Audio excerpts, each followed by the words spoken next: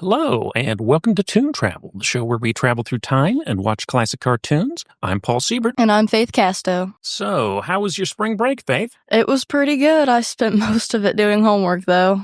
Oh, well, got to go to Charleston, South Carolina, eat a lot of good food. Got a lot of stares, though, on account of the giant squirrel thing. Yeah, that might do it for you. I will say I went to the Amish country. I saw a lot of Amish people. I mean, that's to be expected, though, right? I would presume. Well, you missed last week's episode, but it was a real banger. We got to watch Cadillacs and Dinosaurs, and we had two actual real-life lizard people in the studio. Oh, wow, really? Yeah. Also, Time Machine has a name now. It is the TOON. That's Temporal Observation and Orbital Navigation Machine. That's interesting. Well, at least you weren't the only animal, huh? Yeah. Well, technically you're an animal, but... well, yes. You're not mineral or vegetable. Certainly not. Now, I got good news and bad news. The good news is that we now have an official sponsor. That's great. The bad news, it's a product you can't buy anymore. I negotiated the sponsorship deal in 1993, back when we were back in time, and with the benefit of hindsight, probably shouldn't have done that. Yeah, maybe not. I mean, having a sponsorship from something that doesn't exist might not be the greatest thing for us. Yeah, and it was really hard to sell them on sponsoring a podcast in 1993. Yeah, but I mean, hey, if we ever go back there, at least we have the sponsorship. But yeah, we are sponsored by the Bigfoot Pizza from Pizza Hut. Recently, an object was sighted. It was big, bigger than big. Huge, large, astronomically big. Big would be an understatement. Very big, huge. Some guy, big, huge. When it arrives, you better not be alone. Bigfoot. Pizza Hut! From Pizza Hut. 2 square feet of pizza. 21 slices on a tasty new crust. $10.99 for up to 3 toppings. It's bigger than pizza. Bigfoot from Pizza Hut. A legendary value. Bigfoot pizza? Yes. You see, Pizza Hut, Little Caesars, and Domino's basically had an arms race to create the biggest pizza in 1993. Little Caesars kicked it off with the Big Cheese, which was basically a double dose of their deep dish. Oh. And Pizza Hut responded by creating the 12-inch by 24-inch Bigfoot pizza. That's a big pizza. Yeah, it was just this giant square Sicilian pizza. And then Domino's released the 30-slice Dominator pizza. And the problem with that is that it was so large you couldn't fit it easily into a compact car, which is what most Domino's drivers drove. Yeah, that would be a problem. And the other thing is, at the time, Domino's had a 30-minute or less guarantee if you ordered delivery, and because this giant pizza took longer to make, they had to offer it as carry-out only. So it was a Domino's product you couldn't have delivered, which was their key selling point. Yeah, I mean, I feel like a lot of people would have tried to take advantage of the whole delivery thing, though. So we went back in time to 1993, and while I was out negotiating the sponsorship deal, I grabbed a newspaper, and here's some of the things that happened in the news back then. On October 15th, Fox aired the last episode of the Chevy Chase Show. Chase signed a $3 million deal to host the late-night talk show, and Fox spent $1 million to renovate the Aquarius Theater to host it. The show competed against Jay Leno, David Letterman, and Arsenio Hall, and was canceled after only 6 weeks. Wow. Yeah, it was a major league flop, and yeah, Chevy Chase, funny guy, but he just, for whatever reason, seemed to have no idea how to host a talk show. On November 7th, in boxing, Evander Holyfield defeated Riddick Bowe by decision to win the WBA and IBF heavyweight championships. But in the 7th round, a parachutist crashed into the ring, causing the fight to be delayed by 21 minutes. Oh, wow. So that's probably why we don't have more boxing matches outside.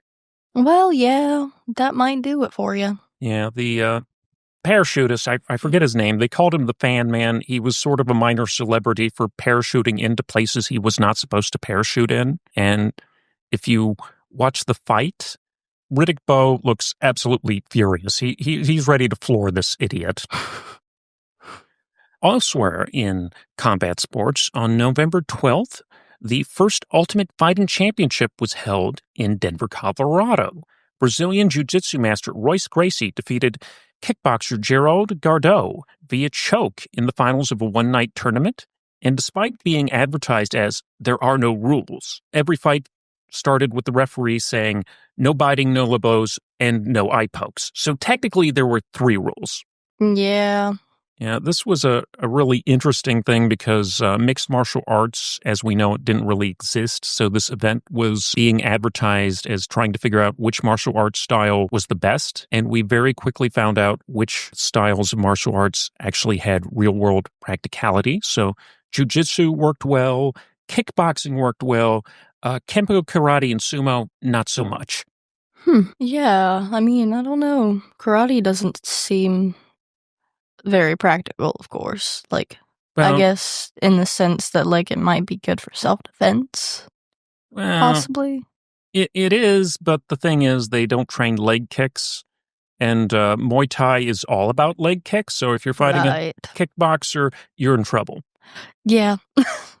So we went back to 1993, and we watched Tales from the Cryptkeeper.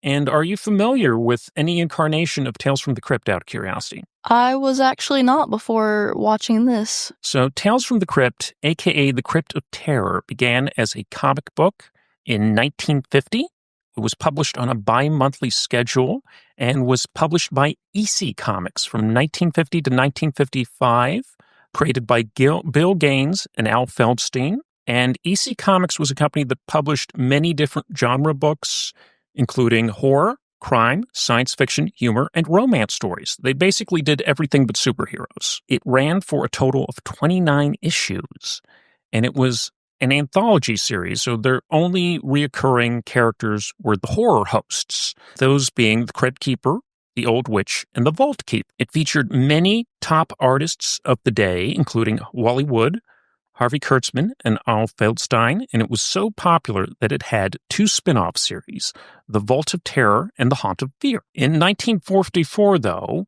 a quack named Dr. Frederick Wortham, the Jordan Peterson of his time, wrote a book called Seduction of the Innocent, blaming comic books for everything from juvenile delinquency to homosexuality. And concerned parents were whipped up into a frenzy, and the next thing you know, comic books were being burned in the street. This led to hearings over comic book violence before Congress and cities banning horror and crime comics. And in 1954, the Comic Magazine Association of America formed the Comic Code Authority, a governing body modeled after the Hays Code, as an alternative to government regulation. Horror and crime comics were effectively banned, leading to EC Comics going after business. And only one EC Comics publication survived, a humor magazine called Tales Calculated to Drive You Mag. Sorry, I meant to say Mad. And it was later retitled Mad Magazine. That's pretty neat. And can you guess what EC Comics stood for? EC Comics Entertainment Center? Entertainment Comics. So it was Entertainment Comics. Oh. Which, isn't that different from DC Comics, which is short for their flagship publication, Detective Comics? Oh, I didn't actually know that. Yeah. So it is actually Detective Comics. So in 1972, British company Amicus Films made an adaptation of Tales from the Crypt, and it was a story. It was an anthology in which the framing story was 5 strangers in a crypt encounter the mysterious Crypt Keeper, played by Ralph Richardson, who makes each person foresee the manner of their death. The stories were all adaptation of various EC Comics, and it had a 1973 sequel, The Vault of Horror, which also adapted EC Comics tales. EC Comics also inspired the 1982 horror film Creepshow, which was directed by George Romero of Night of the Living Dead and written by Stephen King. And it was basically a Tales from the Crypt movie in all but name, which brings us to the Tales from the Crypt TV show, which ran from 1989 to 1996. This was a big-budget television adaptation of EC Comics horror produced by some of the biggest names in Hollywood, including Richard Donner, David Giller, who was the producer of Aliens, Walter Hill of 48 Hours fame, Joe Silver, the producer of Lethal Weapon, and Roger Zemeckis, the director of Who Framed Roger Rabbit. It was produced for HBO and had a hard R rating for violence and nudity. The theme song was composed by Danny Elfman, most famous for doing the Batman theme from the Tim Burton films. Oh, wow. And 93 episodes were filmed over the course of 7 seasons. There were many celebrity guest stars. Even Arnold Schwarzenegger was in an episode. And for the final season, production was moved to the UK as a cost-cutting measure, which led to a noticeable decline of quality, leading to the show's cancellation. From 1994 through 1995, Fox aired episodes of the show in direct competition to Saturday Night Live, and when he was guest appearing on the show, George H.W. Bush actually joked about threatening to turn the channel to Tales from the Crypt. It also inspired 2 theatrical movies, Tales from the Crypt, Demon Knight, which was a big hit, and Bordello of Blood, which was a flop. It also inspired a pinball machine, a Christmas album, and a 1996 children's game show called Secrets of the Crypt Keeper's Haunted House. And the Crypt Keeper was reimagined as a puppet voiced by John Kaiser, who is a very famous stand-up comedian. He also does a lot of voice work. He does, or did, the voice of Scrooge McDuck in The Wonderful World of Mickey Mouse shorts. Oh, wow. Yeah. So, very versatile. Seems like a certainly popular thing. Yeah, yeah. Now, from 1993 to 1995, we got the animated adaptation, Tales from the Crypt Keeper. It ran for 26 episodes over 2 seasons on ABC, and it was produced by Nelvana, most famous for educational shows like The Magic School Bus and Beetlejuice. And you weren't here last time, but they also did Cadillacs and Dinosaurs. And as mentioned before, John Kaiser reprised his role as the Crypt Keeper, who loves all things ghoulish and loves all puns. And during the show's 2nd season, they introduced some other EC comic horror characters, the Old Witch, who was voiced by Elizabeth Hanna, and the Vault Keeper, who was voiced by David Hemblin. And they would have these segments where they would get into arguments over who got to tell the story for each week's episode. Now, in 1999, CBS revived the series as New Tales for the Crypt Keeper, which ran for 13 episodes. And the show had a different art style and a lower budget, and it even more watered down the horror. So I watched a couple episodes of the quote-unquote New Tales from the Crypt Keeper. It was kind of rough. Interesting thing is the show featured the Crypt Keeper taking on a more hands-on role directly affecting the plot. So a typical episode would be like, oh, this kid is skipping his homework. I'll teach him a lesson.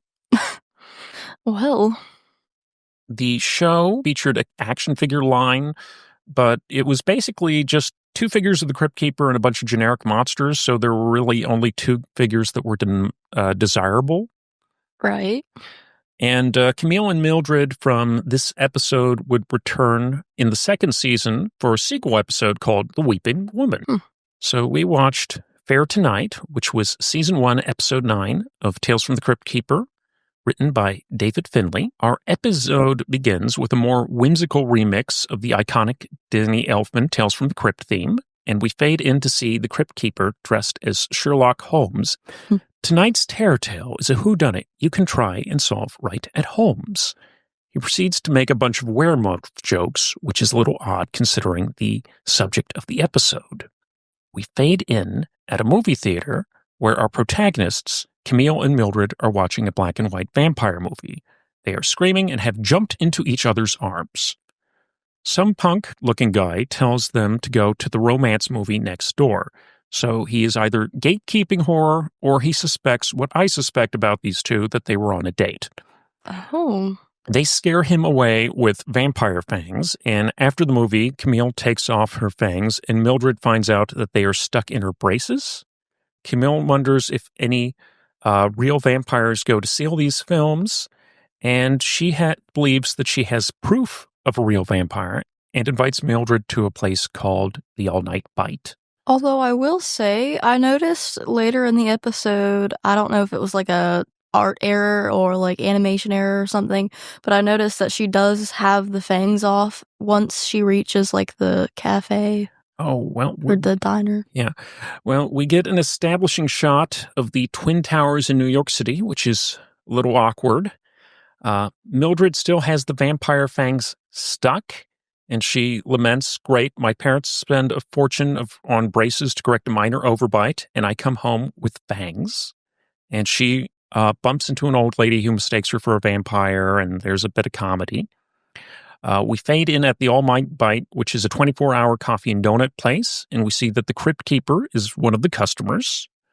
Mildred has a run-in with a creepy-looking guy before Camille drags her away, and Camille produces a newspaper with an article on strange sightings of a man with wings in the area. Mildred is skeptical, and there is another false scare that turns out to be Eugene, a limo driver who is on friendly terms with our heroes. Eugene pats Mildred on the back, which finally knocks her vampire fangs loose. And Camille asks Mildred to meet her at her place after school.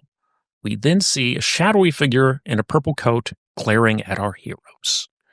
We cut to see Camille's home in the suburbs, and Mildred is scared by Camille's toddler sister, who is now wearing the vampire fangs. We cut to Camille's room, which is full of vampire stock. I do wonder, which side do you think Camille was on the Edward Jacob debate? Honestly, probably Edward. I don't know, because on one hand, she seems to be really into vampires, but she seems to be really into staking vampires. Yeah, and throwing garlic at them. Yeah.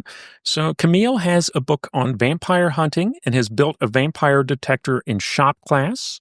Mildred has made wooden stakes as a Christmas gift. I wonder who they're for. And the next night, the girls are out staking out looking for the vampire, and Mildred is unhappy because she has to wear the garlic. She laments, great, I smell like a meatball. The vampire detector starts beeping, and we see the creepy guy get into Eugene's limo. The girls panic and start chasing after the limo on their bikes, and we cut inside of the limo where Eugene is trying to crack some jokes, and the guy is just staring ominously at him. Camille ends up dropping some wooden stakes, which pop the tires on Mildred's bike, and the girls end up chasing the limo on one bicycle. And this is the one thing that got me about this episode. This seems like the scene that would probably get the most protest from the networks. Like, okay, we were fine with vampire hunting, but, two people riding on one bike, that's dangerous. I mean, they definitely had a scene straight out of E.T., I will say that. Yeah. So while they're chasing him on the bike, the drawbridge goes out and the girls make a big jump, and it is a homage to E.T. The girls then yell, cinematic! The girls then see Eugene's limo parked on Stoker Street, and they rush in to save him, only to find that the limo is empty. They go inside a dark warehouse and realize they forgot to bring a flashlight, and they see the shadowy figure and pursue him. Mildred laments, if this backfires, chances are we will be the only vampires in the 11th grade, so not a lot of goth kids at their school. All right. Yeah.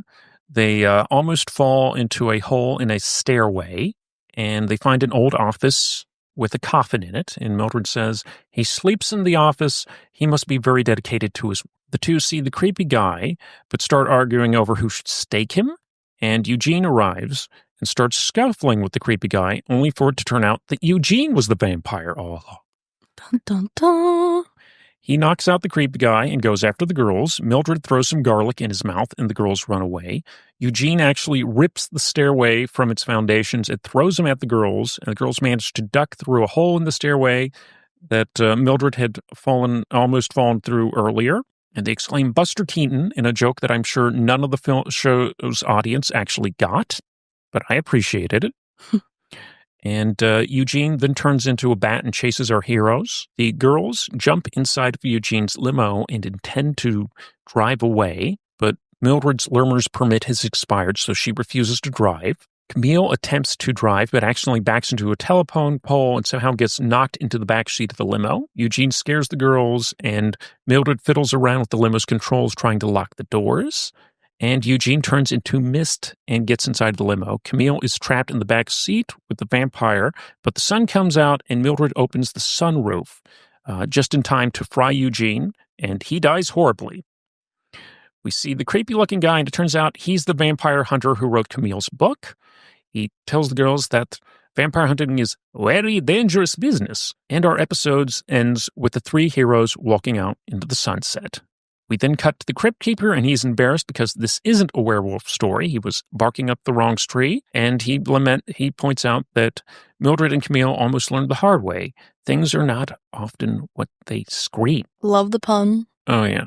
So what were your final thoughts on Tales from the Crypt Keeper? I will say it was a very interesting episode. I really liked the style of it, and it was something that I honestly would watch on a regular basis, I think.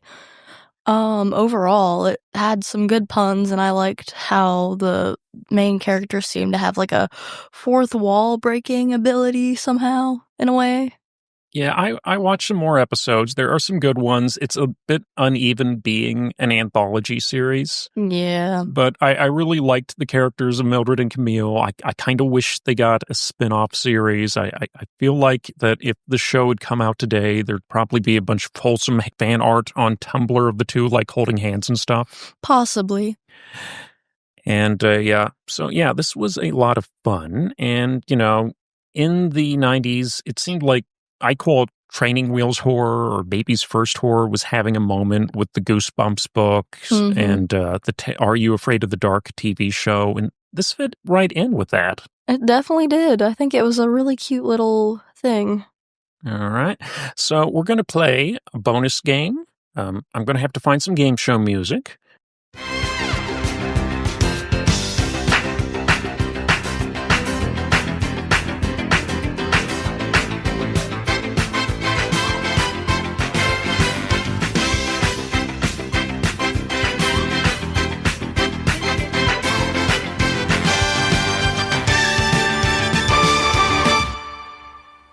And I call this game Crypt, Dark, or Creep. I'm going to give you a title, and using nothing but that title, guess whether it's an episode of Tales from the Crypt, Tales from the Dark Side, or Creep Show. Oh, okay.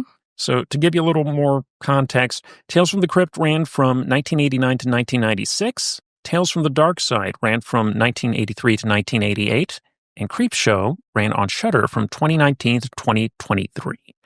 Okay. So our first title, Dead and Breakfast. Dead and Breakfast. And it's, what were my options? Crypt, Dark, or Creep? Correct. Dark. A marketing ploy at a bed and breakfast becomes too realistic in this episode of Creep Show. Oh. So it was Creep. All right. Abra Cadaver. I want to say Crypt. Correct. A former potential surgeon seeks revenge on his brother for a cruel prank in this episode of Tales from the Crypt. All right, so you got 1 point on the board. Woo! Next, Jinn, No Chaser. Dark. Correct. Basketball legend Kareem Abdul-Jabbar plays an evil genie in this episode of Tales from the Dark Side. So you got 2 points for your final question here. Death of some salesmen. Creep. A con man posing as a salesman gets more than he bargained for from a rural family. Tim Curry guest starred in this episode of Tales from the Crypt. Oh, okay. See, I was thinking it might be Tales from the Crypt, or that's the title, right? Yes. Okay. But I was like, okay, well, this might be Creep. You never know. You never know. Well, that was fun. Any final thoughts for our audience today? I don't think so. Overall, I thought that the show was a pretty great one. I would definitely watch it again. But other than that, I don't think I have anything to say. All right. Well, Toonsters, we're going to be going back to 1991 for our semester finale. We're going to take a look at some Disney afternoon goodness with Darkwing Duck. We may even have a special guest studio for this one. Ooh. Will it be another little animal guest? It won't be a mineral or vegetable guest. Well, maybe in the next time. All right. Goodbye. Bye.